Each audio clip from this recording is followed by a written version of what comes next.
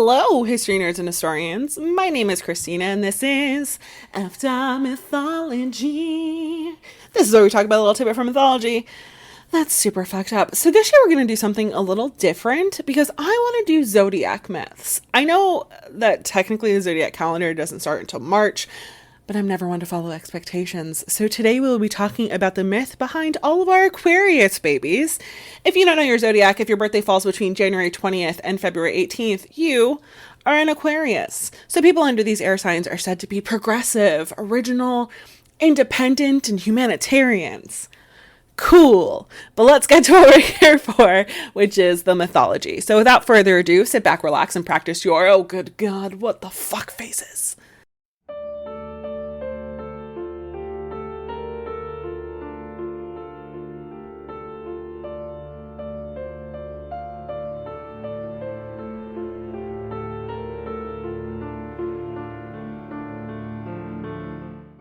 So Aquarius means water pourer. I've also seen it be called the water bearer. So the constellation is shown standing with like a wine or water jar pouring liquid out.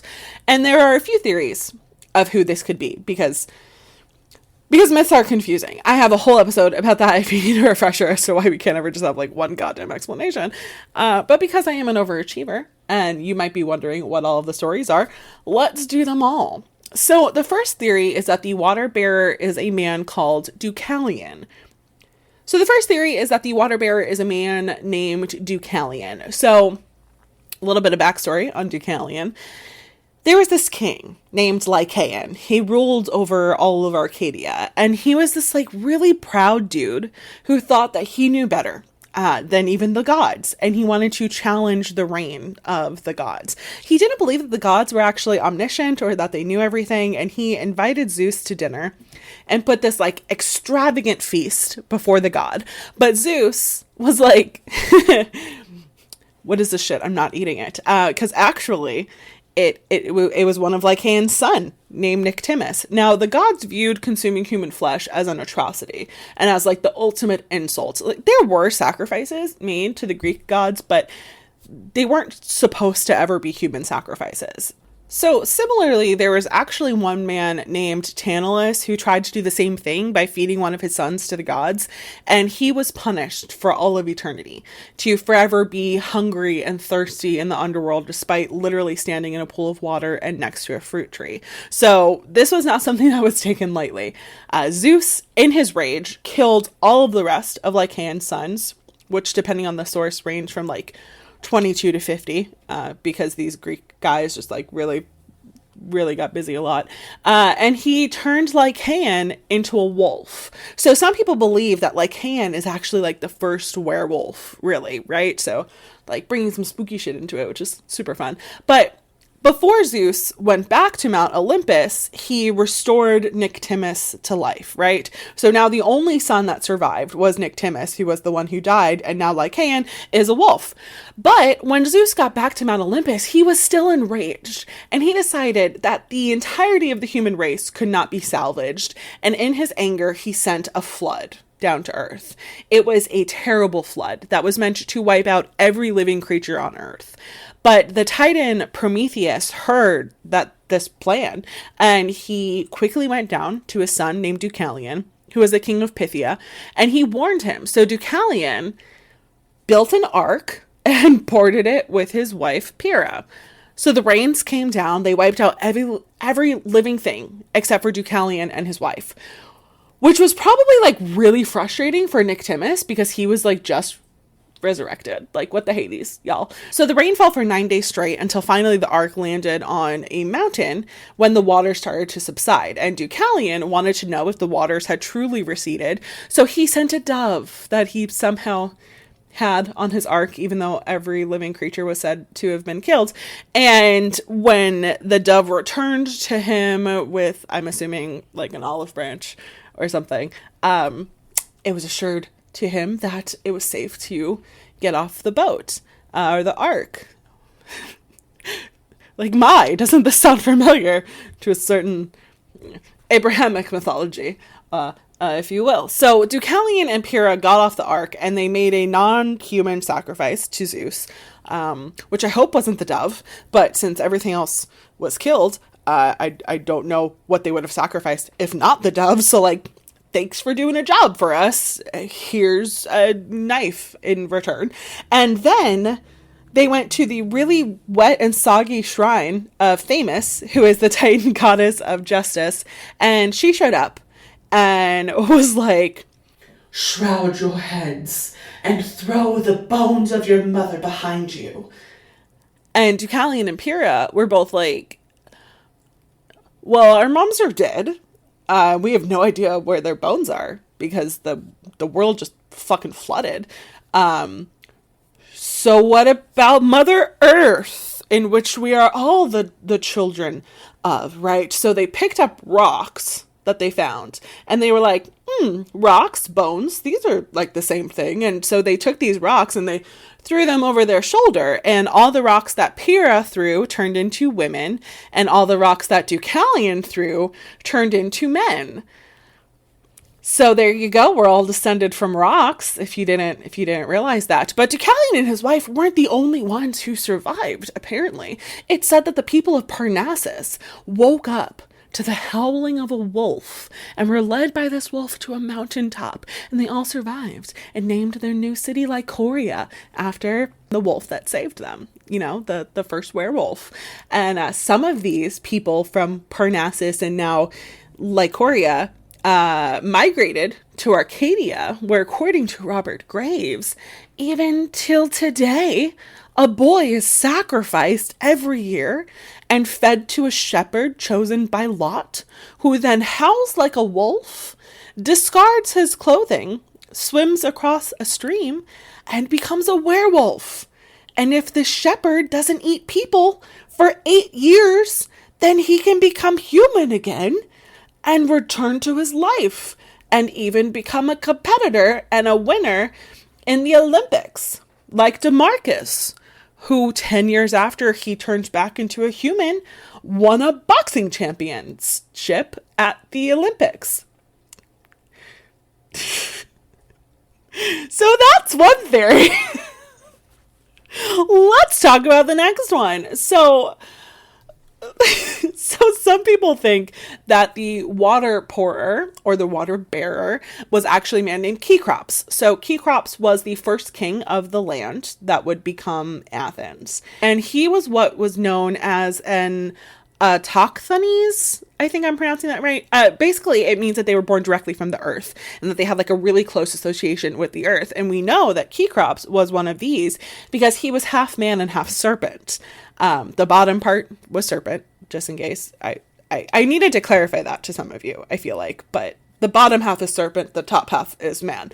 He was a great king, and he ushered in like a golden age for this city that would become Athens. And he was the first king to recognize paternity. He pushed for monogamy. He abolished bloody sacrifices. And instead, he pushed for food to be sacrificed instead of like sacrificing animals. Not wine. He didn't sacrifice wine or like pour out libations because wine didn't exist yet at this point. But he did offer water, and he would pour out water libations, which is where the idea comes from that he was the water bearer.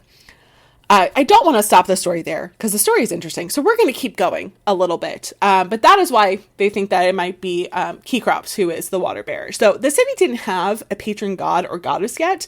And some of the Olympians took a liking to the good people who lived there and Kekrops. So the two main deities that were really like fighting over Kekrops city were Athena, goddess of war and wisdom, and Poseidon, god of the sea. So they desired to take the city and name it after themselves and claim all of its glory. And I'm sure you can figure out who ended up winning, but I will still keep going. So Athena and Poseidon engaged in a contest that was judged by Kekrops. So they met at the Acropolis, which is sort of like the high city that was there. So Poseidon went first, and with this like grand display, he took his trident and he struck the ground, and the earth shook, and he created this like underground sea, and salt water sprang forth from the hole that he created in the ground with his tight triton, and he was like, ta-da! Please don't thank me. You are very, very welcome. And everyone watching was like, okay, sure, yeah, we won't thank you. Don't worry about that, because they like literally had no fucking use for a bunch of seawater. They have rivers and are close to the sea, and all this did was make usable land very wet now.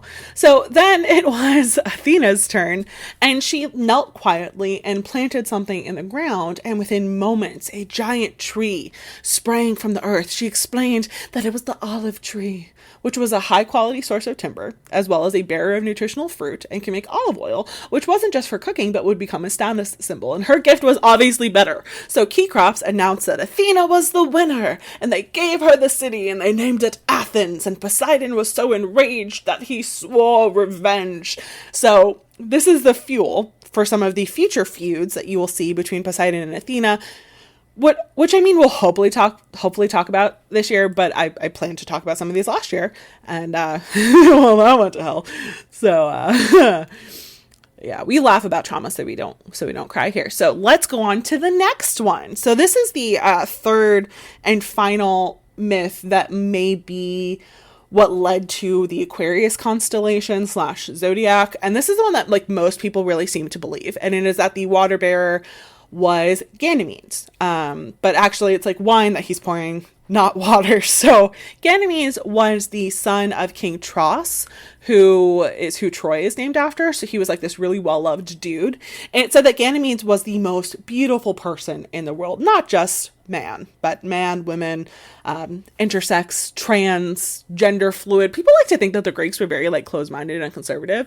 And while they were misogynistic, they had all the letters of the alphabet mafia. Okay, so Zeus, in all his Zeusness, as many of us know, loves beautiful people, typically beautiful women. But Ganymedes caught his eye, and instead of like introducing himself and asking him on a date, or like wooing him, or any sort of like normal sort of like courting ritual, Zeus turned himself into an eagle and kidnapped Ganymedes and brought him up to Mount Olympus and made him cupbearer and wine pourer for all of the gods, and also sex slave for Mr. Zeus. But it's okay, because Zeus sent Hermes to Ganymedes' dad, Tros, and he gave him a golden vine made by Hephaestus and 2 horses.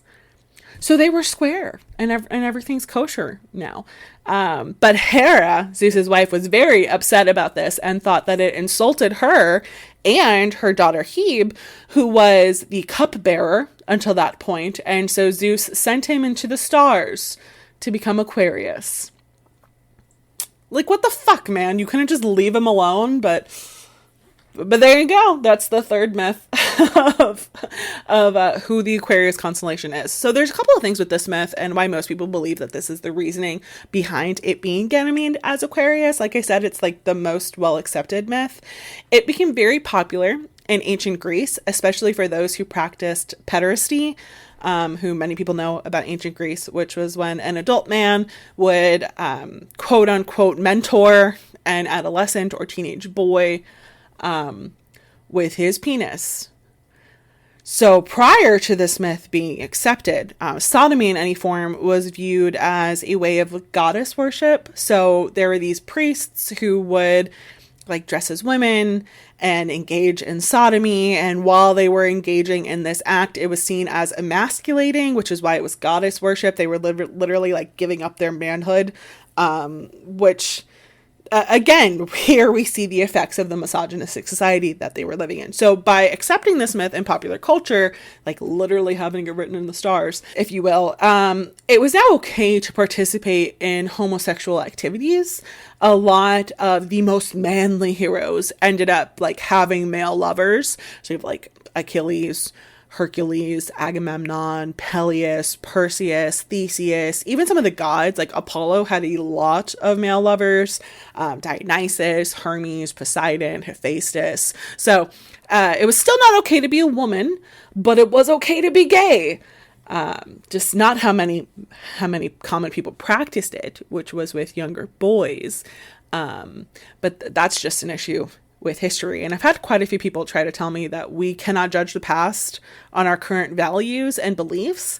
And while there are some instances in which I agree, fucking a kid was never and will never be okay. I don't care what your religion says. So, on that bombshell, thank you so much for listening today. If you like what you heard and want to hear more, please consider subscribing or leaving a review or joining my Patreon. I do want to say I'm going to continue the Hamilton series. It was just a lot. And I really needed a break from it because I was getting kind of overwhelmed by just the sheer amount of research that I was doing. So keep an eye out for that eventually. And as much as I would like to say that I will be posting weekly from here on out and all that jazz, my semester is going to be a lot. I'm almost done with grad school. I'm so close to being done with it. So I'm going to hope to do like every other week, but I honestly make no promises because whenever I make plans, they go up in flames and my world turns upside down. Again, we laugh through the trauma. So remember, friends, history may be watching you. So don't fuck it up. Bye.